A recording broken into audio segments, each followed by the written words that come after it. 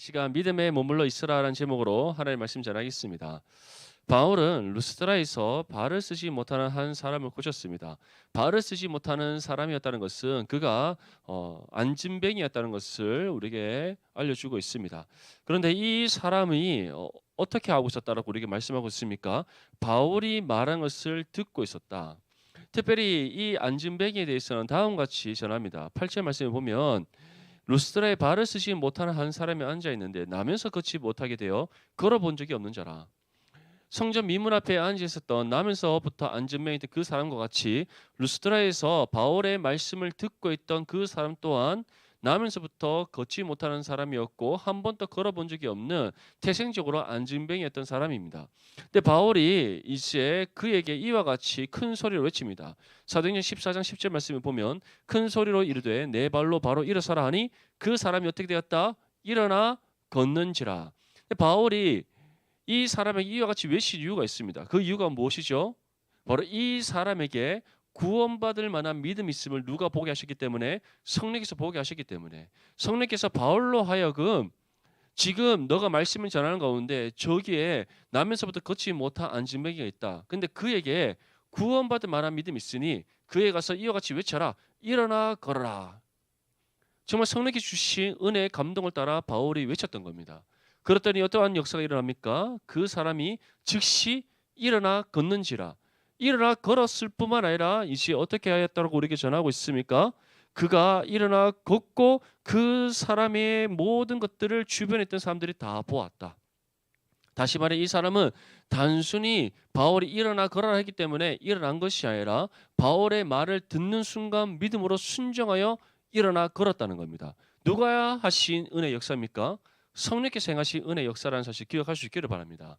성전 미문 앞에 앉아있던 안진뱅이도 바울이 사도 요한과 베드로가 이제 올라가는 길에 그를 보았습니다. 근데 그가 베드로와 요한을 보면서 무엇인가 얻을 것이 있는가 싶어서 빤히 쳐다봤어요. 그러자 베드로가 무엇이라고 외칩니까? 내게 은과 금은 없거니와 내게 있는 것을 내게 주노니 일어나 나사렛 예수 그리스도의 이름으로 명하노니 일어나 걸어라. 맞죠? 그러면서 손을 내밀어 그 안진뱅이 손을 잡고 당겼더니 그가 즉시 다리의 힘을 얻어 일어났더라. 일어나고 난 이후에 그가 어떻게 합니까? 나 이제 걷는구나. 끝납니까? 그렇지 않죠. 성전 미문을 통해서 예루살렘 성전 안으로 들어가서 하나님의 영광의 이름을 찬송하며 기뻐 뛰며 춤추며 하나님께 감사로 영광을 올리더라. 루스드라에서 이 안진뱅이 또한 성경에 나와 있지 않지만 똑같은 은혜의 감동 속에서 하나님께 영광 돌리지 않았겠습니까? 그러한 것들을 그곳에 함께했던 수많은 무리가 보았던 겁니다. 그렇다면 상식적으로 우리는 어떻게 생각이 됩니까? 와, 바울이 전한 복음, 그리고 바울이 믿는 예수 그리스도, 그분이 진정한 참 하나님이시다라는 사실을 우리가 믿게 되지 않겠습니까? 그런데 이 안진뱅이를 제외한 다른 사람들에게는 구원받을 만한 믿음이 없었던지 이들은 바울과 바나바를 오해하기 시작합니다. 바나바를 누구로? 제우스로. 바울은 누구로? 헤르메스로. 다시 말해 신들이 사람의 형상으로 내려왔다. 여기서 신들이란 것은 그들이 믿는 그리스 로마 신화에 나오는 신들을 의미하는 거예요. 자신들이 신화적으로 믿고 섬기는 그들의 종교적인 신앙을 따라 그들이 믿고 섬기는 그 신들, 그 우상들, 헛된 거짓된 신들, 그들이 사람의 형상으로 내려와서 이와 같은 놀라운 능력을 행했다고 그들이 여겼던 거예요. 이 소식을 들은 제오시 신당의 제사장은 또 어떻게 합니까? 소와 화환을 두고 바울과 바나바를 찾아와서 제사까지 드리려 했다는 겁니다. 그러자 바울과 바나바는 자신들의 옷을 찢고 다시 말해 울분 가운데 통곡하며 그들에게 다음같이 소리쳤다는 겁니다. 사도행전 14장 15절에서 17절 말씀에 이르되 여러분이여 어찌하여 이러한 일을 하느냐? 우리도 여러분과 같은 성정을 가진 사람이라. 여러분에게 복음을 전하는 것은 이런 헛된 일을 버리고 천지와 바다와 그 가운데 만물을 지으시고 살아계신 하나님께로 돌아오게 함이라. 하나님이 지나간 세대에는 모든 민족으로 자기들의 길들을 가게 방임하셨으나 그러나 자기를 증언하지 아니하신 것이 아니니 곧 여러분에게 하늘로부터 비를 내리시며 결실기를 주시는 선한 일을 하사 음식과 기쁨으로 여러분의 마음에 만족하게 하셨느니라 하고. 요약을 하자면 바울은 먼저 자신들 또한 신들이 사람의 형상으로 온 어떤 신적 존재가 아니라 그들과 똑같은 한 사람에 불과하다는 사실을 전합니다. 그리고 바울이 루스디아 사람들에게 복음을 전한 이유가 무엇이라고 우리에게 전합니까? 이러한 헛된 이들, 다시 말해 거짓되고 헛된 우상을 섬기는 일을 그치게 하기 위해서, 참 신이신 하나님만을 믿고 섬기는 삶이 되기 위해서, 우리의 참된 구원자 되시고 우리의 구주 되시는 예수 그리스도께로 그들을 인도하기 위하여 바울은 복음을 전했다는 겁니다. 사랑하는 디모데 지체들, 우리가 이러한 은혜 가운데 주님 앞에 나왔다는 사실을 믿을 수 있기를 축복합니다. 우리 또한 마찬가지지 않습니까? 우리가 지금 이 자리에 나와서 예배를 드리는 이유가 무엇입니까? 하나님의 말씀을 듣는 이유가 무엇입니까? 날마다 주어진 신앙의 삶에서 경건의 훈련을 힘써 감당하는 이유가 무엇입니까?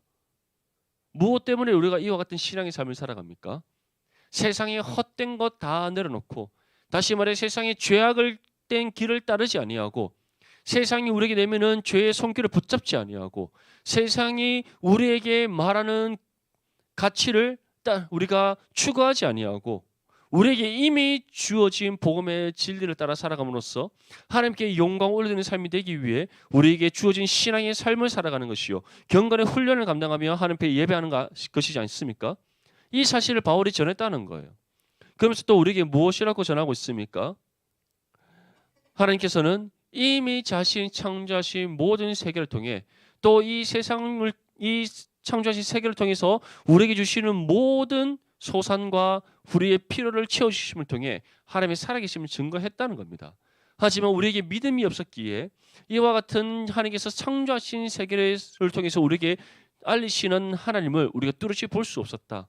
하지만 이제 내가 너에게 전하는 이 복음의 진리는, 이 진리를 믿음으로 하나님을 온전히 알 수 있다라고 바울이 전하고 있는 겁니다.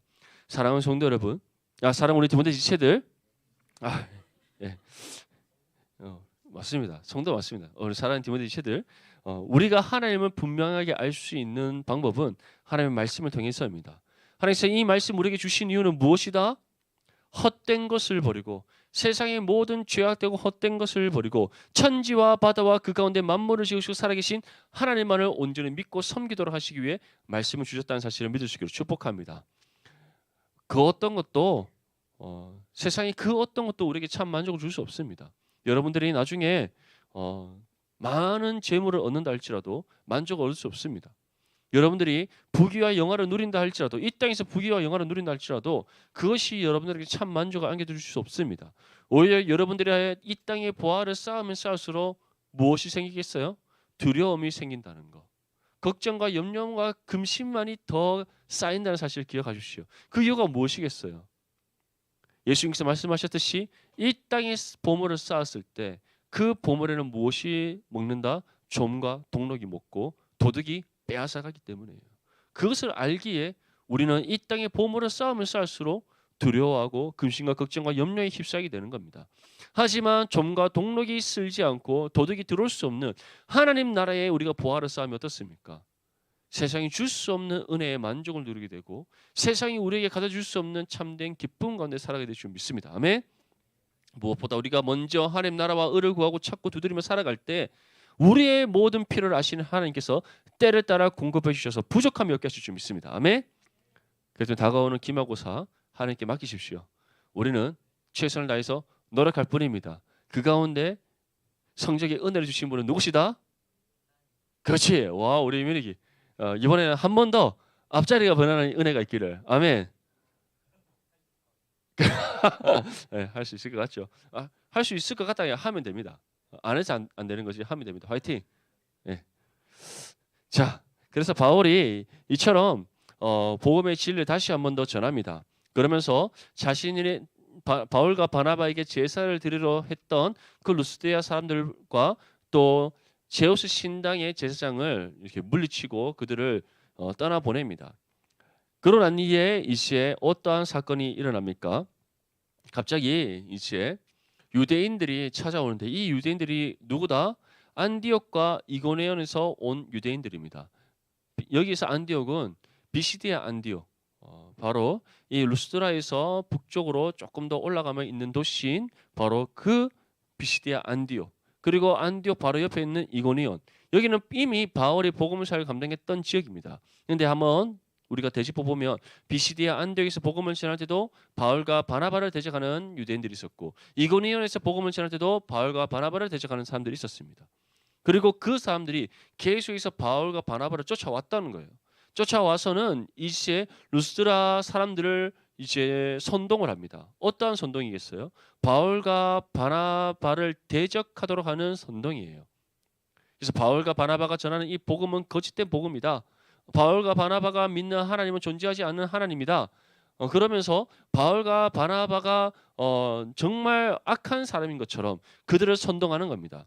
그래서 이 선동에 말려든 무리들이 바울을 어떻게 합니까? 돌로 쳤더라. 본문 19절 말씀 함께 읽겠습니다. 시작. 유대인들이 안디옥과 이고니온에서 와서 무리를 충동하니 그들이 돌로 바울을 쳐서 죽은 줄 알고 시외로 끌어내치니라. 아멘.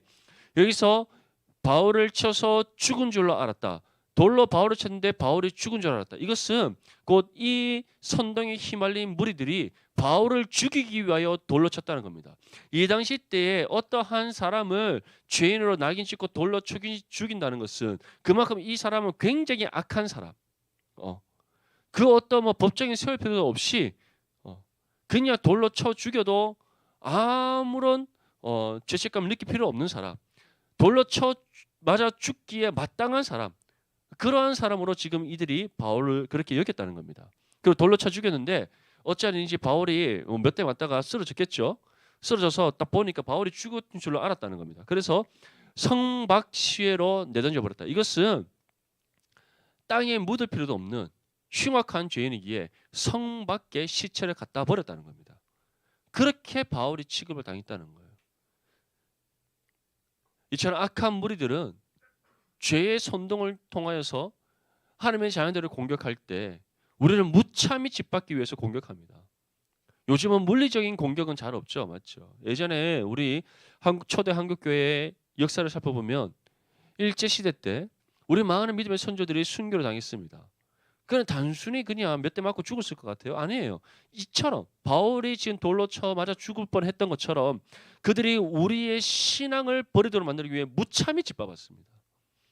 정말 입에 담을 수 없는 흉악한 범죄를 그들이 저질렀어요. 너무 안타깝지 않습니까?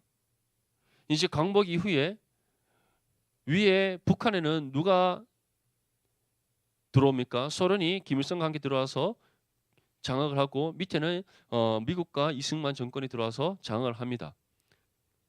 당연히 우리 대한민국 같은 경우는 특히 이 남한 같은 경우는 기도로 세워진 나라라고 하잖아요. 정말 하나님의 그 말씀의 법칙 아래 헌법을 만들고 이 나라를 세웠어요. 하지만 북한은 어떻습니까? 공산주의에 물들었잖아요. 그래서 위에 북한에 있던 3,600개 이상이 되는 교회를 김일성 정권이 딱 들어와서 3년 만에 무너뜨립니다. 비참하게 죽여버려요. 어린아이와 아내자들과 노인과 목회자들과 직분자들을 비참하게 죽여버립니다. 어떤 때는 온 교회의 문을 다 틀어막고 여기서 예수를 부인하면 살려주겠다. 그렇지 않으면 교회 건물과 함께 불태워 죽여버리겠다. 어떻게 했을 것 같아요? 그 자리에서 불태워 죽여버렸습니다. 아무도 예수님을 부인하지 않았기 때문에 그렇게 순교의 피를 뿌렸다는 겁니다.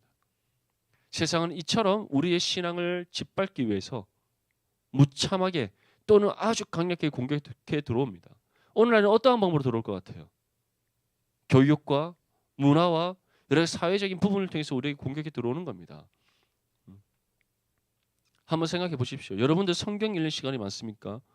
유튜브 보는 시간이 많습니까? 아니면 인스타나 SNS 보는 시간이 많습니까? 성경은 우리에게 주야로 하나님의 말씀을 묵상하라고 말씀하고 있습니다. 우리의 입술 주의 말씀이 떠나지 말라라고 말씀하고 있습니다. 기도는 어떻게 하라고 말씀하죠? 쉬지 말고 기도하라. 기도로 쉬는 죄를 범하지 말라라고 우리에게 말씀하고 있습니다. 우리의 입술에서 무엇이 나와야 된다고 말씀합니까? 범사에 감사가 나와야 된다고 말씀하고 있습니다. 한번 우리의 삶을 돌아보십시오. 범사에 감사가 나옵니까? 우리의 입술 주의 말씀이 떠나지 않고 있습니까? 우리의 눈이 하나님께 고정되어 있습니까? 한번 우리의 삶을 돌아볼 수 있기를 바랍니다. 이처럼 세상은 우리를 향해서 다양한 방법으로 하나님을 바라보지 않도록 하나님의 음성에 귀 기울이지 귀 기울이지 않도록, 우리의 마음의 중심에 하나님이 자리 잡지 못하도록 세상의 온갖 다양한 것으로 우리를 공격해 들어온다는 거예요. 여러분들 한 주간에 어디에 마음의 중심을 두고 살았습니까? 하나님께 마음의 중심을 두었습니까? 아니면 무엇을 마음의 중심에 담고 살아왔습니까? 한번 돌아볼 수 있기를 바랍니다. 우리 마음의 중심에서 하나님이 밀려 있다면 회개할 수 있기를 바랍니다. 회개할 수 있기를 바라고, 정말 바울이 자신의 생명을 잃을 수 있는 그 순간에도 정말 이 악한 유대인들이 루스드라 사람들을 충동하여서 바울을 돌로 쳐 죽이는 그러한 상황 속에서도 바울은 끝까지 인내함으로 이것을 이겨냈다는 거예요. 그러한 믿음의 인내 가운데 주어진 신앙의 삶을 살아내는 저와 여러분들이 되시기를 축복합니다. 그런데 다행히도 바울이 어떻게 됐습니까? 죽었을까요? 살았을까요? 죽었으면 그 이후에 바울이 나오지 않겠죠. 바울이 다행스럽게 죽지 않았습니다. 죽지 않았더라, 살았더라. 그래서 바울이 시에로 내던져졌는데 어느 정도 시간이 지나서 정신을 번뜩 깨고 이제 일어납니다. 일어나서는 이제 바나바와 함께 이튿날 더베로 갑니다. 참 신기하죠. 돌로 맞아 죽을 뻔했는데 다른 그 바울에게 돌을 던진 사람들이 바울이 죽은 줄로 알았는데 이것은 그만큼 바울이 심각하게 상해를 입었다는 거잖아요. 돌로 맞아 봤습니까? 안 맞아 봤죠. 얼마나 아프겠습니까? 사람이 주먹으로 맞아도 아픈데 돌로 맞았으니까 얼마나 아프겠어요. 근데 그 많은 수많은 돌을 맞고 죽을 뻔했는데 이튿날 바울은 누구와 함께? 바나바와 함께 루스드라 옆에 있는 도시 더베로 떠납니다. 그런데 참 여기서 우리는 하나님의 은혜 섭리를 알아야 됩니다. 바울이 절제절명에 죽을 수 있는, 생명을 잃을 수 있는 절제절명의 순간 속에서도 누가 바울을 지켜주셨다? 하나님께서 지켜주셨다. 신앙을 타협하지 않고 주어진 복음의 사명을 힘써 감당하는 바울을 하나님께서 지켜주셨다. 그 대적들의 공격 앞에서도 보호해 주신 하나님의 은혜가 있었다는 겁니다. 이유가 뭐겠어요? 하나님께서 아직까지 바울을 통해 행하시고자 하시는 일들이 있었기 때문에, 바울이 감당해야 될 복음의 사명이 아직 끝나지 않았기 때문에, 그가 계속해서 걸어가야 할 이방인의 빛으로 부름받은 이방인의 사도로서 그가 걸어가야 할 복음 사역의 여정이 있었기에 하나님께서는 바울을 지키시고 보호하셔서 이 대적들의 공격에서부터 그의 생명을 보존케 하시는 은혜를 주셨다는 겁니다. 이런 하나님의 도움의 손길이 우리 가운데도 임한다는 사실을 믿을 수 있기를 바랍니다. 여러분들 세상이 두렵습니까? 세상이 두려워요? 우리 민족이 임용 공부하는 게 두렵습니까? 그렇지, 맞아, 두렵지 않죠. 조금 두려워해도 될 것 같은데 두렵지 않죠. 더 믿음의 담대함을 하시기를. 아멘. 예. 우리 회장 토목 기사 자격증 공부하는 게 두렵습니까? 못 딸까봐, 취업 안 될까봐 두렵습니까? 두려워하지 않기 바랍니다. 못 따면 어때요, 맞죠? 떠도는 하나님의 진로의 길이 있겠지. 우리 전 회장 보십시오. 전혀 두려움 없이, 맞죠? 언제나 기타를 치면서 이렇게 찬양을 부르며 살잖아요. 여기는 좀 가져야 되고 여기 좀 덜 가져도 되고 네, 적절하게 좀 균형을 맞추면 좋겠네요. 이제 우리가 봐요. 우리 지금 임용 시험 준비한 친구들 있죠. 취업 때문에 자격증 시험 준비한 친구들 있죠. 인생의 진로가 막막한 친구들 있죠. 여러 가지 많은 부분에 우리가 걱정과 근심과 염려가 다 있잖아요, 맞죠? 그 모든 거 누구께 맡겨라? 하나님께 맡길 수 있기를 바랍니다. 아멘.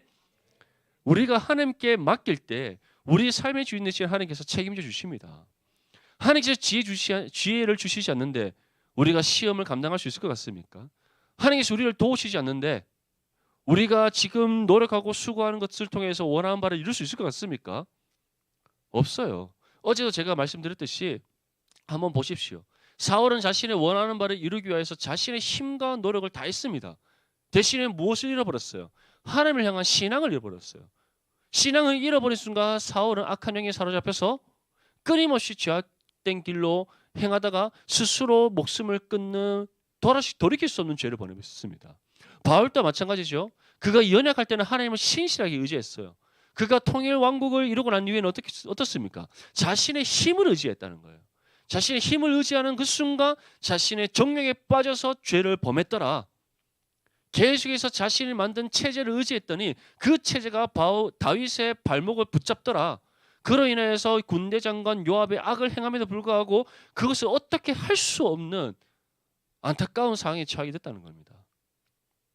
우리가 하나님을 붙잡을 때 우리의 문제를 해결해 주시는 하나님의 은혜가 임합니다. 대신에 우리 스스로의 수고와 노력을 붙잡을 때 우리는 시험에 빠지게 된다는 사실을 기억할 수 있기를 바랍니다. 바울은 어떻게 했습니까? 하나님만을 의지했다. 돌로 맞아 죽을 수 있는 그 상황 속에서도 하나님만을 의지했다. 그랬더니 이 대적들 앞에서, 대적의 무참히 쏟아지는 대적의 그 공격 앞에서 하나님께서 바울의 생명을 지켜주시는 은혜를 베풀어 주셨다는 겁니다. 그리고 바울은 그 모든 것을 툭툭 털어내고 다음날 바나바와 함께 더베로 갑니다. 더베로 가서 거기서 복음 사역을 감당하고 이시에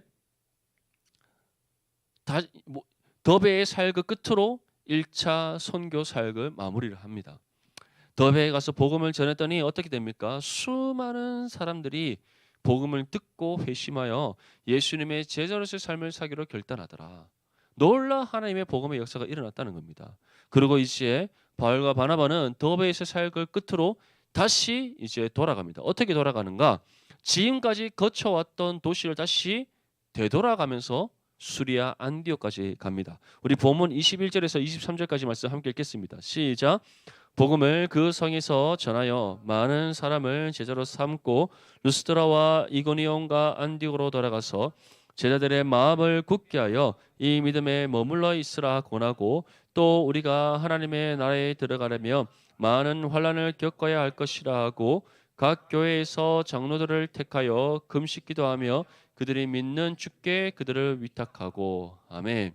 자, 바울이 이제 더베에서부터 다시 되돌아가는데 루스드라와 이고니온과 비시디아 안디옥을 먼저 갑니다. 그래서 순서대로 돌아가면서 그 지역마다 바울이 이미 교회를 세웠고 또 바울의 복음을 듣고 회심한 신실한 제자들이 있습니다.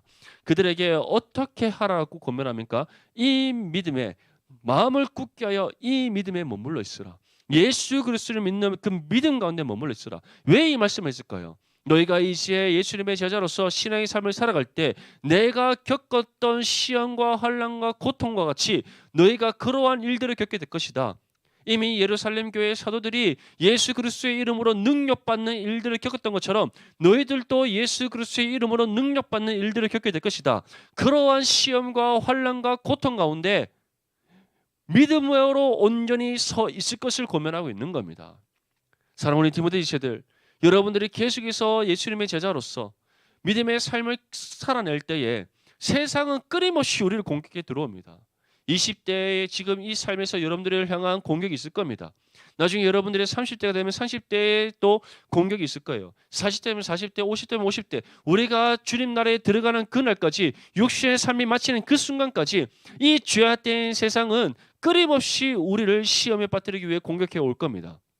그러한 모든 세상의 죄악의 공격을 이겨낼 수 있는 방법은 다른 것이 없습니다. 말씀과 기도로 깨어있고 예배의 생명을 걸어서 우리가 성령과 하나됨을 이루는 것, 예수 그리스도를 믿는 믿음 가운데 온전히 굳게 서는 것, 그거 외에 다른 방법은 없다는 사실을 믿으시기를 축복합니다. 우리가 정말 마음을 굳게 하여서, 다시 말해 하나님이 우리 마음의 중심으로 딱 자리 잡을 수 있도록 경건의 훈련을 힘써 감당하고 또 예배의 생명을 걸며 우리가 믿음 가운데 온전히 굳게 설 때에 우리 안에 역사하시는 성령께서 믿음의 담대함을 주셔서 우리가 죄악된 세상과 맞서 싸워 승리케 하시는 은혜를 주실 줄 믿습니다. 이러한 권면의 말씀을 바울은 다시금 자신이 걸어왔던 1차 선교의 여정을 되돌아가면서 각 지역의 교회의 성도들에게 전했다는 거예요. 그리고 또 어떻게 했다라고 우리에게 전하고 있습니까? 각 교회에서 장로들을 택했다. 바울과 바나바를 대신하여서 교회를 이끌어갈 직분자들을 세웠다는 겁니다. 교회의 지도자를 세웠다는 거예요. 그 지도자를 통해서 교회가 더욱더 굳건하게 세워져 갈 수 있도록 했다는 겁니다. 무엇보다 바울은 이와 같이 마지막으로 권면합니다. 우리가 하나님의 나라에 들어가려면 어떻게 될 것이다? 많은 환난을 겪어야 할 것이다. 이 말씀과 함께 믿음에 머물러 있을 것을 권면했다는 겁니다. 사랑하는 디모데 지체들, 한번 우리의 지난 한 주간의 삶을 돌아봅시다. 돌아보면 이미 우리가 얼마나 많은 세상의 죄악된 요소에 노출되어서 그 죄악에 빠져 있었는지를 확인하게 될 겁니다. 우리 리딩 지저스 하루에 분량을 읽으면 몇 분 걸립니까? 30분 맞죠? 예, 눈으로 읽으면 한 20분에서 25분 정도 걸릴 겁니다. 제가 알려줬던 방법, 휴대폰 앱으로 맞죠? 성경 앱으로 2배속으로 들으면은 한 10분에서 15분 정도 걸릴 거예요. 여러분들 학교 갈 때 몇 분 걸립니까? 10분, 15분 맞죠? 그럼 학교 걸어가면서 한번 들을 수 있는 시간입니다. 돌아올 때 한번 들을 수 있는 시간입니다.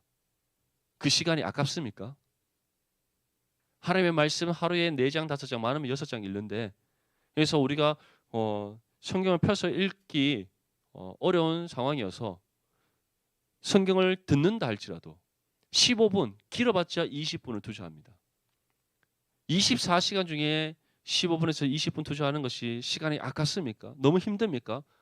막 진짜 허덕여서 쓰러질 것만큼 어렵습니까? 하나님께서 무엇이라 생각하실 것 같아요? 하루에 여러분들 몇 분 기도합니까?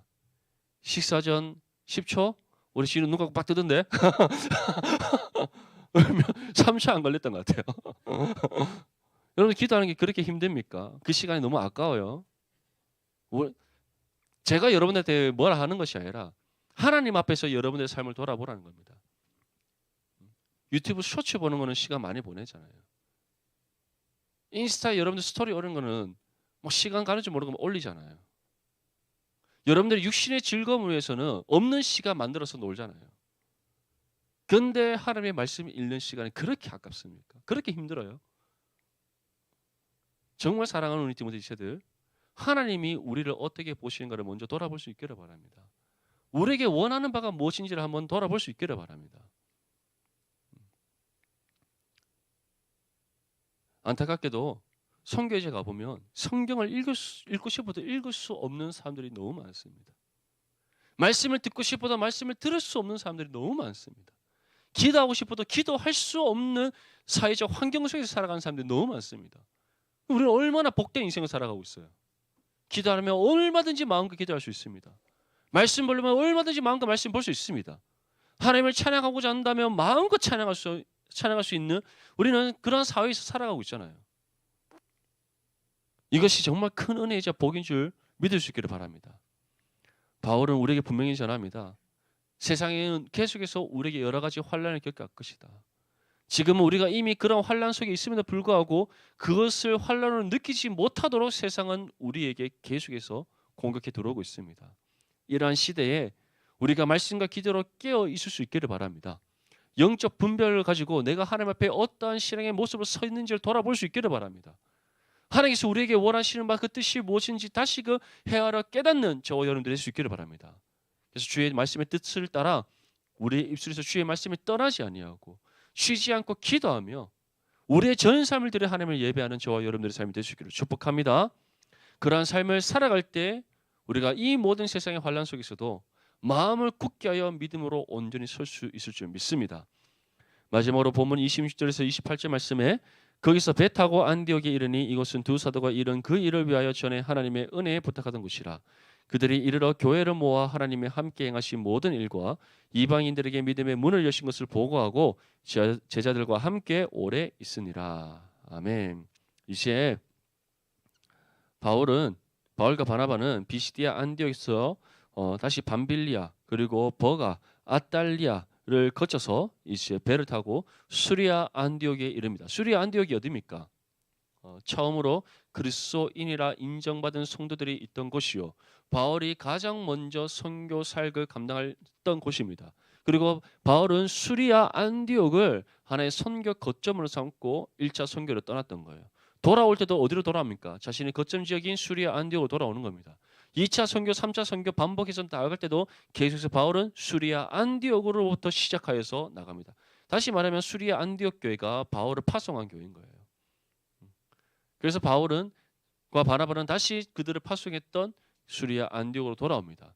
여기 와서 오래 머물면서 무엇을 전합니까? 먼저는 하나님께서 1차 선교 사역 가운데 행하신 은혜의 역사에 대해서 그들과 함께 나눕니다. 또 두 번째는 무엇을 가집니까? 충분한 쉼을 가지는 겁니다. 다시금 이방인의 선교를 감당하기 위하여 이방인을 향하여 복음 사역을 감당하기 위하여 바울과 바나바가 재충전의 시간을 가졌더라. 우리도 마찬가지입니다. 우리에게 주어진 신앙의 삶을 살아갈 때 항상 우리는 영적인 힘이 필요합니다. 영적인 힘이 무엇을 통해서 우리가 가질 수 있습니까? 하나님과의 깊은 영적인 사귐의 관계를 통해서 우리는 가질 수 있는 거예요. 육신이 신다고 해서 힘이 됩니까? 아닙니다. 육신의 나태함은 우리의 영적인 게으름으로 찾아온다는 사실을 기억할 수 있기를 바랍니다. 오히려 우리가 더욱더 영적으로 깨어있기 위해서는 우리의 육신의 몸이 고단할 수 있으나 때를 얻든지 못 얻든지 끊임없이 주의 말씀을 우리의 입술에서 떠나지 않게 될 줄 믿습니다. 기도에 힘써야 될 줄 믿습니다. 하나님 앞에 더욱더 예배함에 온 마음 다해 나아갈 수 있어야 될 줄 믿습니다. 그래서 우리 모든 디모데 지체들이 바울과 바나바처럼 정말 주의 말씀과 기도로 깨어있고 예배에 힘씀으로써 우리의 마음을 굳게 하여 이 믿음 가운데 온전히 서는 저와 여러분들의 삶이 될 수 있기를 바랍니다. 그리고 우리에게 주어진 신앙의 삶을 힘써 살아내서 이 땅 가운데 하나님 나라를 이루어가는 일에 기억에 쓰임받는 저와 여러분들의 삶이 될 수 있기를 축복합니다.